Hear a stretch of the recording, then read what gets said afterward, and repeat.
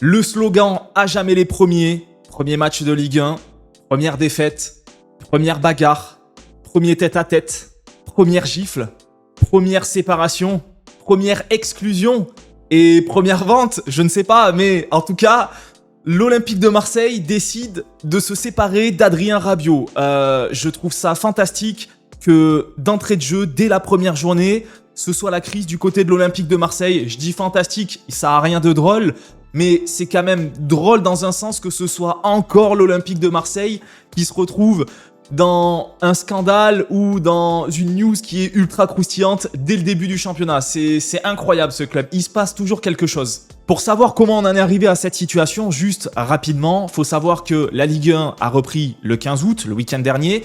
Le match d'ouverture, c'était Rennes contre l'Olympique de Marseille. Rennes qui s'est imposé 1-0 face à l'OM, mais dans des conditions où l'OM maîtrisait plus ou moins son match. Sauf que Rennes a pris un carton rouge dès la 31e minute de jeu. Donc l'OM a joué quasi tout le match pendant 60 minutes à 11 contre 10. Ils ne sont pas parvenus à maîtriser le match et à surtout aller mettre le but pour ouvrir le score et gagner ce match. Et à la toute fin du match, dans les dernières minutes, Ludovic Blas, 91e minute de jeu, qui viendra crucifier l'OM, climatiser tout un peuple et Rennes s'imposera du coup 1-0. Ça n'a pas plu au cadre du vestiaire, donc ils sont tous rentrés au vestiaire.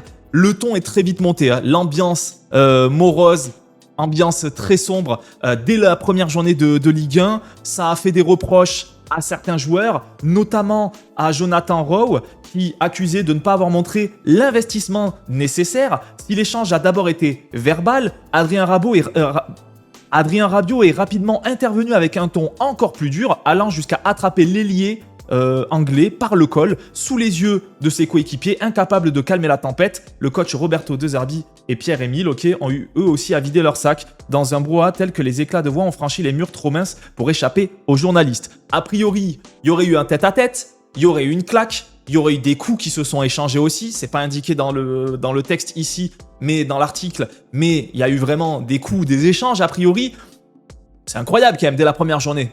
Du coup, dans ce bordel absolu, t'as la direction de l'OM qui a décidé d'écarter les deux joueurs. Ils n'étaient pas à l'entraînement lundi. A priori, aujourd'hui, ils ne sont pas du tout non plus à l'entraînement. L'OM pourrait proposer à Adrien Rabiot et Jonathan Rowe de s'amender, de se faire pardonner en faisant un don à la fondation OM.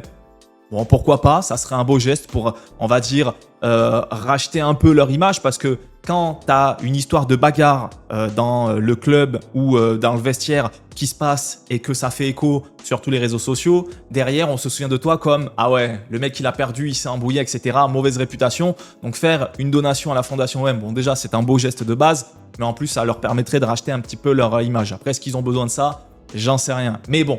Ceci étant dit, voilà, la direction qui a pris des mesures d'écarter les deux joueurs directement, très bonne chose en soi, c'est bien de, voilà, au moins on perd pas de temps, on fait pas durer le bordel dans le vestiaire. Apparemment, il y en a un autre qui a fait un malaise aussi, j'ai oublié son nom là, je sais plus c'est lequel le joueur, il y a un joueur qui aurait fait un malaise aussi, bref, bon lui c'est peut-être autre chose encore, mais voilà, il n'y a rien qui va actuellement, alors qu'on est à peine au début du championnat, mais voilà, la direction qui porte un peu ses balls et qui décide du coup, voilà, de écarter les joueurs problématiques d'entrée de jeu. Mais ceci étant dit, c'est même pire que ça, puisque ça décide carrément, a priori, voilà, donc l'entraîneur Roberto De Zerbi qui ne voudrait plus d'Adrien Rabiot. Selon RTL, Véronique Rabiot affirme que l'entraîneur de l'OM ne souhaite plus conserver son fils après son altercation avec Jonathan Rowe. Le club aurait également signifié à l'entourage du joueur de Roberto De Zerbi souhaite s'en séparer pour manque d'investissement. C'est quand même assez ouf parce que Rabiot à l'OM, c'est quand même solide ces dernières années. Enfin, l'année dernière, en tout cas, il nous a fait une superbe saison. Pour un milieu de terrain, il avait quand même des bonnes stats, je crois, 9 buts, 4 passes D ou l'inverse, un truc comme ça. Voilà, il était quand même, tu sentais que le joueur était investi dans ce qu'il faisait, bizarrement. Aujourd'hui, manque d'investissement, je trouve ça étonnant. Ça reste un cadre, hein, plus ou moins, du vestiaire. Il a quand même 30 ans aujourd'hui, et puis ça fait quand même un petit bout de temps qu'il est là maintenant, et je pense que c'est quand même une grosse figure. Rabiot, c'est pas n'importe qui. J'imagine que c'est les supporters du PSG qui doivent être bien contents de tout ce qu'ils voient aujourd'hui. Et puis, c'est vrai que en termes de feuilleton, on mange bien. Hein. Pour le coup, c'est clair qu'on a des infos croustillantes qui tombent toutes les heures. Là, a priori, voilà, l'Olympique de Marseille décide de se séparer d'Adrien Rabiot. Et il y a eu, voilà, Adrien Rabiot est bien disponible sur le marché des transferts. Alors après, je vais pas prendre pour goutte pour goutte tout ce que disent par exemple les différents comptes qui partagent les infos. Hein. J'attends que tout soit vraiment officiel, mais c'est quand même oufissime de vouloir se séparer de Rabiot d'un coup comme ça à cause d'une bagarre qui a chauffé dans le vestiaire. Bon, après, le mercato est encore ouvert, hein, je veux dire, il n'y a pas de souci, mais je rappelle que l'Olympique de Marseille vont jouer un match pas si simple dès la deuxième journée de Ligue 1, samedi, si je dis pas de bêtises. Je viens de vérifier, c'est bien samedi à 17h, c'est leur premier match de la saison à domicile. Alors, Paris FC, ils ont perdu leur premier match, certes, mais ça va quand même pas être si simple que ça. Au vu de toutes les tensions qu'il y a dans le vestiaire ou qu'il y a dans le club, tu te sépares de Rowe et de Rabiot. Alors, est-ce qu'ils joueront d'ici ce week-end? Je pense pas qu'ils soient écartés toute la semaine non plus. Mais en disant que, hop, toi, tu pars sur le marché des transferts, toi, tu vas dégager aussi. Est-ce que, même si tu les reprends, ces deux joueurs vont être investis dans le match qui va arriver? Après, c'est des professionnels. Mais bon, ça annonce rien de bon. Après, il faudra voir. À tout moment, samedi, les deux nous surprennent et ils sont incroyablement incroyables. Mais bon, à tout moment où il y en a un des deux qui est vendu d'ici là aussi, il va savoir. On n'est que mardi, donc bon. Mais c'est quand même oufissime.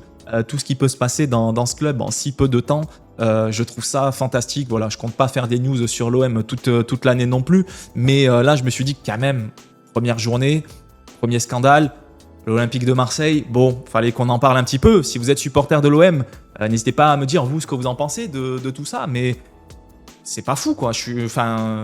Même en tant que supporter, moi je vois ça dans mon club, putain, je suis abattu, je me dis oh là là, la saison qui arrive, oh là là. Alors je sais qu'on est qu'au début, mais franchement, un truc comme ça qui arrive au TFC, je me dis oh là là, le scandale, oh là là. Oh, déjà, on passe pour des guignols, mais en plus, vas-y, la tension qu'il va y avoir dans le vestiaire, etc., etc. Oh, quel enfer, on va passer une saison, elle va être très très longue. Voilà, tu vois, je le vois un peu comme ça, mais peut-être que bon, c'est différent pour chacun. Hein. Peut-être que pour vous, c'est rien, c'est insignifiant côté de l'OM, parce qu'on sait que voilà, il y a toujours eu des petits problèmes côté marseillais, des scandales, ce que tu veux. Donc peut-être que vous êtes habitué à ce, on va dire, ce vent médiatique. Moi, pour un club comme le TFC, c'est vrai qu'en général, bon, c'est tout de suite beaucoup plus calme, quoi. Maintenant, je serais curieux de savoir, vous, Adrien Rabiot, qu'est-ce que vous en pensez côté marseillais? Parce que moi, d'un point de vue extérieur, j'ai l'impression que c'était quand même assez bon, assez solide, mine de rien. Je dis pas que c'était le crack ultime, mais il faisait ses matchs. À chaque fois que j'ai regardé les matchs de l'OM, je l'ai pas trouvé horrible, hein, en tout cas. Je veux dire, il y a même des matchs où il a été excellent, donc... Qu'est-ce qu'on en fait aujourd'hui de Rabiot qui a 30 ans, qui risque du coup de se faire exclure du club? Qu'est-ce qu'on en fait de ce joueur? Il part où? Il reste en Ligue 1, on l'envoie dans un championnat étranger, fin de carrière, parce que voilà, on sait qu'il ne reviendra pas à son prime, etc. Je sais pas, franchement, je sais pas trop par rapport à Rabiot, mais bon, Rabiot, il est quand même passé par des gros clubs, hein, mine de rien, donc il a quand même une belle carrière, il est même passé en équipe de France encore récemment, donc... Je sais pas qu'est-ce qu'il en est pour la suite de Rabiot, mais c'est vrai que pour son image, lui qui a jamais eu une superbe image, hein, de toute manière, en vrai, c'est vrai que partout où il est passé, il a toujours eu un peu une image controversée. Bah voilà, un nouveau scandale ici, puis en plus une bagarre, quoi, donc... Franchement, je sais pas. Tout à l'heure, je vous disais qu'il y avait un joueur qui avait fait un malaise dans le vestiaire après le match. Bon, j'imagine que ça n'a rien à voir avec la bagarre. J'espère en tout cas que ça l'a pas traumatisé à ce niveau-là. J'imagine que c'est plus par rapport au côté sportif parce que bah, tu joues en août, il fait super chaud, plus la tension, etc. dans le vestiaire. J'avoue que ça aide pas non plus. Mais gros effort sportif derrière, plus tension, peut-être que voilà, petit malaise. On espère rien de grave pour Bacola du coup et qui s'en remette le plus vite possible. En tout cas, début de saison bien passionnant côté de l'OM. Moi, j'attends d'avoir vos avis pour les supporters de Marseille du coup dans les commentaires. Vous, qu'est-ce que vous pensez de votre début de saison? Parce que en soi, l'OM a fait quand même un mercato bien chargé, beaucoup de nouveaux joueurs, des grosses ambitions, des attentes aussi.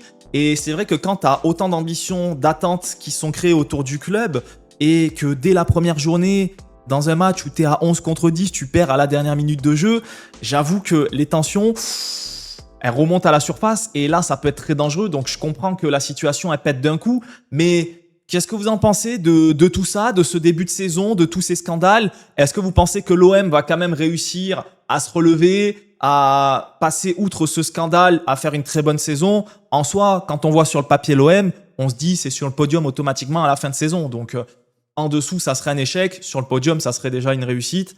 Maintenant, on n'est qu'à la première journée du championnat. Il y a déjà un scandale. Espérons pour le club, du coup, qu'ils n'en ont pas 36 dans l'année parce que sinon, la saison va être très longue. Donc voilà, moi j'attends vos avis dans l'espace commentaire par rapport à tout ça. S'il y a des infos qui sont fausses ou des infos oubliées, etc. Pareil, n'hésitez pas à les mettre dans les commentaires parce que là, il y a tout plein d'infos qui tombent de partout encore au moment où on tourne cette vidéo. Mais moi, je trouve ça fou que voilà, l'OM d'entrée de jeu, ce soit eux, pouf, qui font péter un scandale. Pas étonné, en vrai, d'un côté, s'il y a un club pour faire ça, en général, c'est bien l'Olympique de Marseille ou l'Olympique Lyonnais aussi, qui en général aime bien ce genre de truc. Mais là, pour le coup, c'est l'OM. Donc bon, affaire à suivre et on verra bien. Sur ce, on va terminer cette vidéo par ici. Je vous donne rendez-vous très vite de toute manière puisque on va parler de la deuxième journée de Ligue 1 là d'ici la fin de semaine. Le match entre le TFC du coup et Brest qui arrive aussi pour samedi je crois ou dimanche. Dans ces dimanches je crois qu'on joue. Donc voilà, on parlera de tout ça. Et en tout cas, j'attends vos avis dans les commentaires. Si vous avez kiffé cette vidéo, n'hésitez pas à mettre un max de pouces bleus. Pensez à vous abonner bien sûr si ce n'est pas déjà fait. Et on se donne rendez-vous très vite. Ciao les gens, ciao ciao.